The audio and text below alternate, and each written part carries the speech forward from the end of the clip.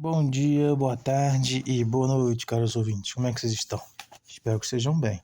Hoje vamos continuar a leitura do George Orwell, que é o fascismo e outros ensaios. E estamos agora no penúltimo capítulo, que se chama Resenha, A Alma do Homem sobre o Socialismo, de Oscar Wilde. Então vamos lá. A obra de Oscar Wilde está sendo muito revivida no palco e na tela. E é bom lembrar que Salomé e Lady Windermere não foram suas únicas criações. Sua obra A Alma do Homem sobre o Socialismo, por exemplo, publicada pela primeira vez há quase 60 anos, sobrevive notavelmente bem. Seu autor não foi, ele mesmo, em nenhum sentido ativo, um socialista, mas foi um observador inteligente e simpático à ideia. Conquanto suas profecias não tenham se realizado, não se tornaram simplesmente irrelevantes com o passar do tempo. A visão que Wilde tinha do socialismo, que na época provavelmente era compartilhada por muita gente menos articulada que ele, é utópica e anarquista. A abolição da propriedade privada, diz ele, possibilitará o desenvolvimento total do indivíduo e nos libertará da sórdida necessidade de viver para os outros. No futuro socialista, não só não haverá carência nem insegurança, como também não haverá dura labuta, nem doença, nem feiura, nem desperdício do espírito humano em fúteis inimizades e rivalidades. A dor deixará de ser importante. De fato, pela primeira vez em sua história, o homem será capaz de afirmar sua personalidade por meio da alegria e não do sofrimento. O crime vai desaparecer, uma vez que não haverá motivo econômico para que ocorra. O Estado deixará de governar e sobreviverá apenas como uma agência de distribuição dos artigos necessários. Todas as tarefas desagradáveis serão realizadas por máquinas, e cada um será totalmente livre para escolher seu próprio trabalho e seu próprio modo de vida. Na realidade, o mundo será povoado por artistas, cada um empenhando-se por atingir a perfeição da maneira que lhe parece melhor. Hoje, essas previsões otimistas constituem uma leitura um tanto penosa. Wilde, de certo, percebeu que havia tendências autoritárias nos movimentos socialistas, mas não acreditou que iriam prevalecer. E como uma espécie de uma espécie de profética ironia, escreveu: é difícil para mim pensar que qualquer socialista, hoje em dia, pudesse propor seriamente que um inspetor fosse bater toda manhã em cada casa para verificar se cada cidadão se levantou e fez trabalho físico durante 8 horas. O que, infelizmente, é justo o tipo de coisa que inúmeros socialistas modernos proporiam. É evidente que alguma coisa deu errado. O socialismo, no sentido de coletivismo econômico, está conquistando a Terra com uma velocidade que dificilmente parecia possível 60 anos atrás. E ainda assim a utopia, pelo menos a utopia de Wilde, não ficou mais próxima. Onde então reside a falácia? Ao se examinar mais de perto, percebe-se que Wilde faz duas suposições comuns, mas injustificadas. Uma é que o mundo é imensamente rico e padece sobretudo de uma má distribuição. Equilibre mais as coisas entre um milionário e um varredor de rua, ele parece dizer, e haverá fartura de tudo para todos. Só um segundinho. Até a Revolução Russa, essa crença era largamente aceita. Morrer de fome em meia fartura era uma expressão muito usada, mas era de todo falsa, e só sobrevivia porque os socialistas estavam sempre pensando nos países ocidentais altamente desenvolvidos, ignorando a terrível pobreza da África e da África, da Ásia e da África. Na verdade, o problema do mundo como um todo não é como distribuir a riqueza que existe, mas como aumentar a produção, sem o que a igualdade econômica significará apenas uma pobreza comum. A segunda é que Wilde supõe. Só um segundinho. Assim, mas como aumentar a produção. Tá, tudo bem, agora entendi. Sem que a igualdade econômica significará apenas uma pobreza comum. A segunda é que Wilde supõe ser simples fazer com que todos os tipos de trabalho desagradáveis sejam realizados por máquinas. As máquinas, ele diz, são a nossa nova raça de escravos. Uma metáfora tentadora, mas enganosa, uma vez que existe uma grande quantidade de tarefas, grosso modo, toda tarefa que exige grande flexibilidade, que nenhuma máquina é capaz de realizar. Na prática, mesmo os países com os mais altos índices de mecanização, uma quantidade enorme de trabalho maçante e exaustivo tem de ser feita de má vontade por músculos humanos. Mas isso, ao mesmo tempo, implica trabalho direcionado, horas fixas de trabalho, níveis salariais diferenciados e toda a regimentação que Wilde abomina. A versão do socialismo de Wilde só poderia se concretizar num mundo não só bem mais rico, mas também tecnicamente muito mais avançado que o atual. A abolição da propriedade privada por si mesmo não põe comida na boca de ninguém. É apenas o primeiro passo no período de transição que deverá ser laborioso, desconfortável e longo. Mas isso não quer dizer que Wilde esteja totalmente errado.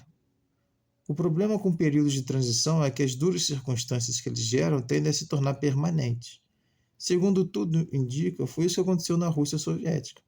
Uma ditadura que supostamente se estabelecera com um propósito limitado se entrincheirou nela e passa-se a pensar o socialismo como significando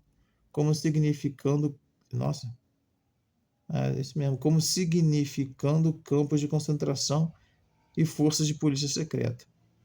Sim, certo. O panfleto de Wilde e outros escritos afins, como Notícias de Lugar Nenhum, por exemplo, tem por consequência seu valor. Pode estar pedindo o impossível, e podem, já que a utopia reflete necessariamente as ideias estéticas de sua própria época, parecer às vezes datados e ridículos, mas pelo menos olham para além de uma época de filas para comprar alimento e de brigas partidárias, e lembram ao movimento socialista seu objetivo original, meio esquecido, de fraternidade humana.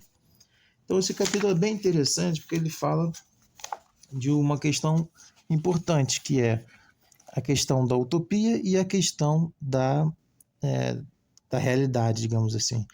Aqui dá para a gente perceber que mesmo com essa utopia socialista vai existir luta pelo poder, né? Não necessariamente as pessoas vão aceitar trabalharem uma para as outras, ajudarem umas às outras, né? Quem disse que elas vão querer fazer isso, né? Eu acho que até pelas leituras anteriores a gente podia deduzir isso, né?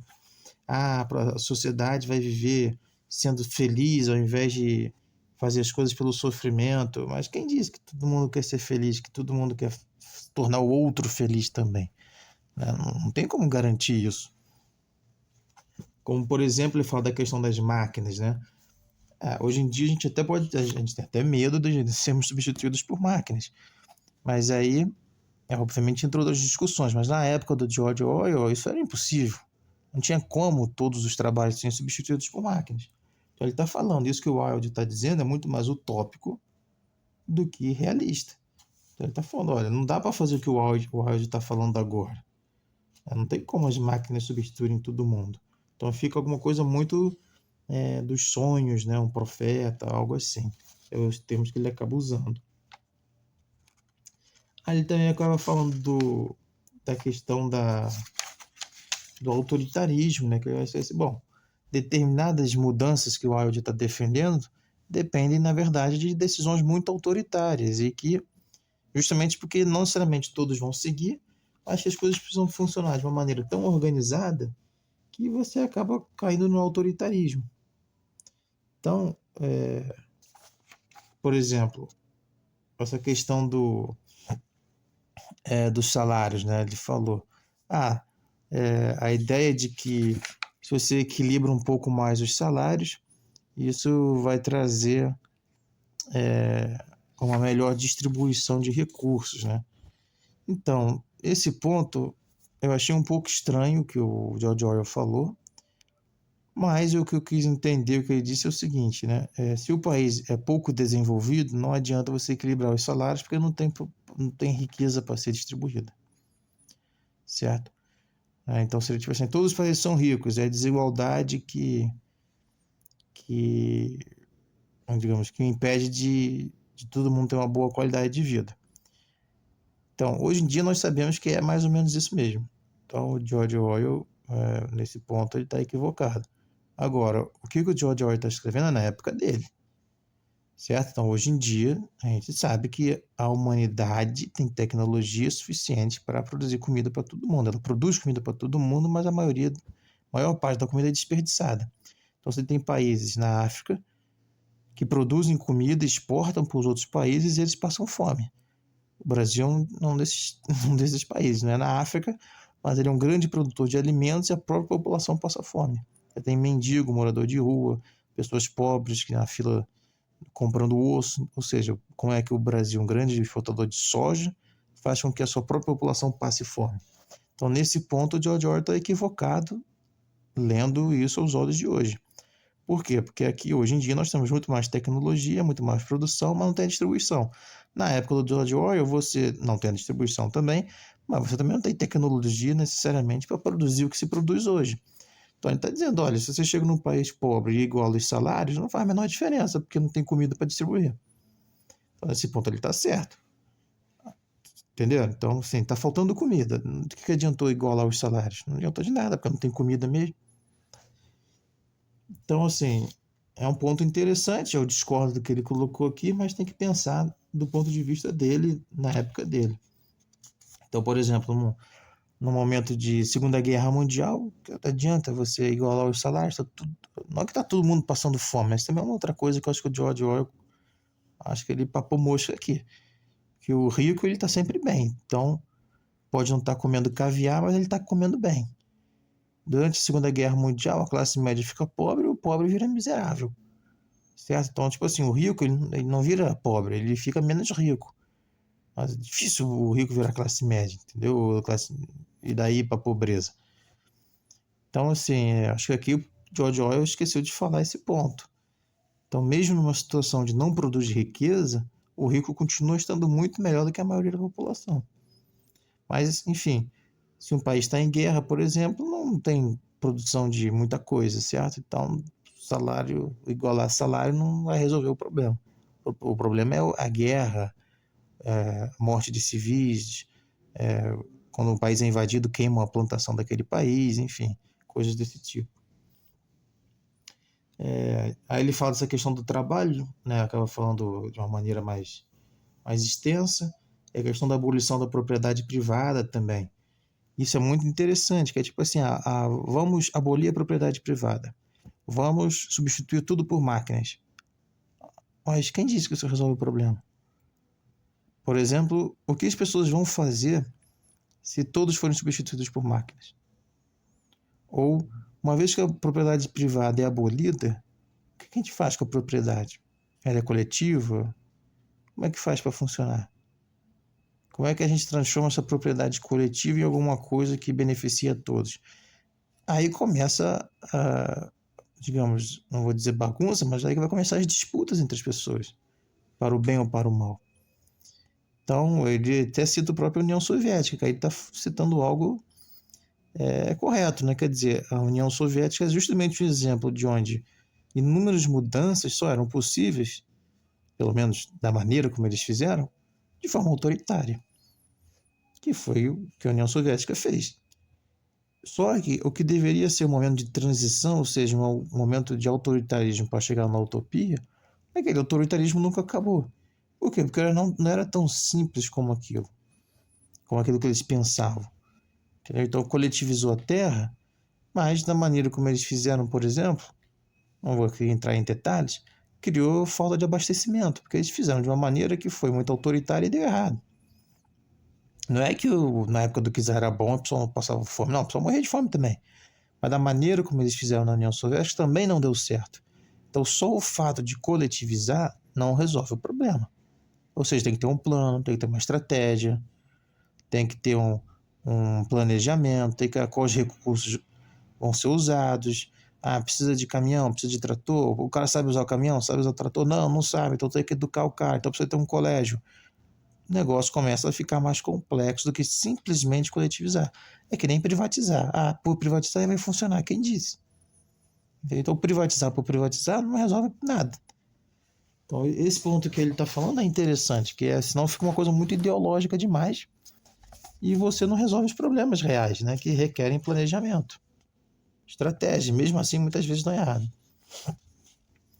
Então, esse capítulo é bem legal, fala bastante dessa questão de utopia e de realismo, né, referente ao socialismo, e faz uma crítica boa, né, ao socialismo. Quer dizer, vocês estão criando coisas que as pessoas têm dificuldade de fazer, normalmente essas coisas que vocês querem só podem ser feitas de forma autoritária, e o George Orwell vai discordar em alguns pontos, dizendo que aquilo que vocês estão defendendo não necessariamente resolve o problema. Por outro lado, não resolve o problema porque é muito simplista. Por outro lado, ele diz, olha, se eu tiver que acreditar isso na situação que eu tô, é melhor. Não tem problema, porque é que nem ele fala, né? Bom, se a gente está no momento de Segunda Guerra Mundial, só passando fome, desemprego em massa, pô, é melhor ler o Wilde e acreditar nisso do que você sofrer achando que não dá para melhorar, né? Ou seja, não ter esperança de um mundo melhor. Só que ele faz um alerta que é muito importante, que ele fala, olha, e o bom do Wilde é que ele está atiçando a gente a lembrar de uma coisa muito importante, que é a essência do que o Wilde escreveu, que é a fraternidade humana. Que é justamente o que faz com que seja um pouco irrealista. Mas ele está dizendo, seria bom que tivesse fraternidade humana? A terra é coletiva, mas como somos fraternos, nós vamos conseguir produzir e dividir de maneira justa. As máquinas vão nos substituir, mas como somos fraternos, a gente vai arranjar um jeito de todo mundo poder participar desse processo e poder fazer algum tipo de trabalho, se sentir realizado. Ah, não tem mais partidos políticos, nem Estado, porque todo mundo se ama. Que bom, entendeu? É uma sociedade fraterna, não precisamos sair na porrada para resolver nossas coisas. Então ele está dizendo, mesmo que seja utópico, o Wilde está dizendo, cara, a solução é sermos fraternos, no fim das contas. Então é uma visão romântica? É, mas é melhor acreditar nisso do que você ficar indo para o lado também do autoritarismo. Tipo, a fraternidade é uma utopia, logo seria autoritário. Pô, peraí. Então, muito interessante, também mostra a diferença do George Orwell para outros socialistas. O George Orwell é um socialista, mas ele é um socialista mais, digamos, racional, científico, só que ao mesmo tempo ele está dizendo, olha, eu não quero chegar ao ponto do autoritarismo, eu quero liberdade, eu quero fraternidade, eu quero igualdade. Então, socialismo para obter isso, não socialismo para obter, por exemplo, ditadura do proletariado ou coisas do gênero. Certo, pessoal? Então, um grande abraço para vocês, tudo de bom, espero que vocês tenham gostado dessa leitura. Já estamos terminando o livro. Não deixem de curtir, comentar, compartilhar e colocar aí nos comentários o que vocês acharam, tá bom? Um grande abraço para vocês e tudo de bom.